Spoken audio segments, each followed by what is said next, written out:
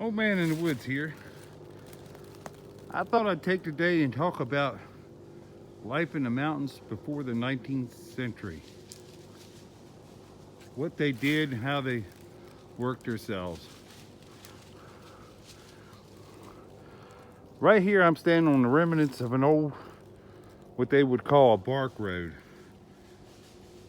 Up until 1900 in this area, they would cut the chestnut trees and they would make, to take the bark off of them for tannin, for the tannic acid that's in it. Around 1900s when they left this area because all the chestnut trees had blighted and died because of a man brought in the European chestnuts into New York because he thought he'd get a better yield on the American chestnuts, what caused the blight and killed them all. But this is what they would do. They would come through the mountains and they'd put a road up high as they could get. We're pretty steep right here. And they'd fell the chestnut trees and then they would take the bark off of them. And they would carry them back about 6 miles down through the mountainside into the valley where they had a tanning mill where they used the bark to tan the hides. After they left here in 1900s, they went into the North Carolina area. I believe down around Asheville area. And that's where they set up their shop because there was still chestnut trees still down there. But after that, they had learned that they could do the same thing with the chestnut oaks. But for this area, it was already done. You talk about a lot of work. Just look at this old road bed that they got here. And I mean the hundreds of miles in these mountains of that stuff that they did.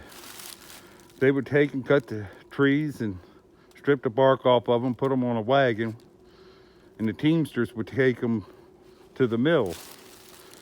And then they left the chestnut trees standing there. Mostly because you couldn't get a sawmill up in here and it was too steep for horses. So the men had to pack all the bark out to the wagon roads. That's just one of the things that they used to do. Now I know for a fact that they used to mill some of them chestnut trees wherever they were, but where they could get them to them, you know, but they couldn't get to them because they were huge trees.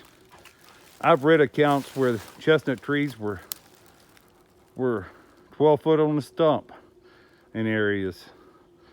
And that's a big tree. The way they explained it, there was only one other tree in the world bigger, and that would have been the giant sequoias out on the west coast. I don't think these got as tall, but they got bigger and round. I remember my dad telling me when he was a kid that they still had a lot of these old chestnut logs in the mountains laying around. He remembered them. But I remember the chestnut fence rails, but that's about it. But I expect they're all gone now. Chestnut tree still grows, but it only gets up to about 6 inches in diameter and it dies. The bark all busts up. But just thought I saw this road here. I remembered this road being here, and it's on my property. But I thought, you know, a lot of people don't realize what the old timers had to do to get through life. So I thought I'd make a little video of it. If you like what you see, push that thumbs up button, hit that like button, and subscribe. It won't hurt you.